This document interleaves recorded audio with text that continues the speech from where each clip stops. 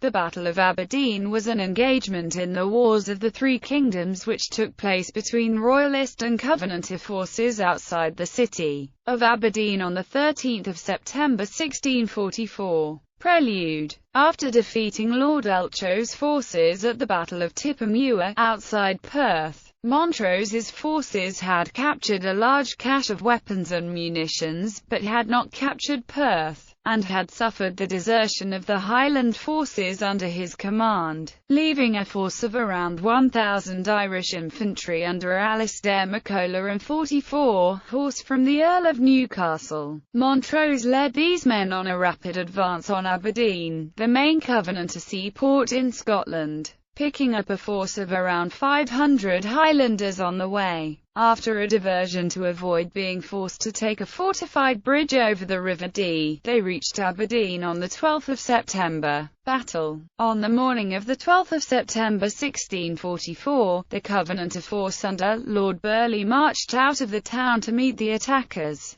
The Royalists sent a messenger and drummer under a flag of truce to demand the surrender of the city. Aberdeen's chief citizens and guild leaders received this ultimatum near the present-day site of Justice Mill Lane. They rejected this demand. Some Covenanters fired on the Royalist party, killing the drummer. Montrose was so angered by this that he immediately ordered an attack and issued the order not to spare any of the enemy. The battle took place at 2 Mile Cross, near the present site of the retail park at Brig O.D. Montrose drew up an extended line of men, to prevent being outflanked, and placed a small group of horsemen at each end. Otherwise, if they would disobey, then he desired them to remove old aged men, women, and children out of the way, and to stand to their own peril. The battle began with a cannonade from the Covenanters' field guns. Lord Gordon on the Covenanters' left wing attacked with his cavalry. Montrose moved his horse to assist on the right flank, and this small group of 44 horsemen repulsed and routed the Covenanter attack. Montrose quickly ordered these horsemen back into the line as they were now needed on the left where the battle was developing. Sweeping across to the other side of the field, they attacked the flanks of the Covenanters' forces and forced him to flee. Montrose then ordered an infantry attack up the centre, routing the Covenanters who started fleeing back towards the town. Lord Burleigh's 2,500 defenders were soon overwhelmed. 160 men were killed.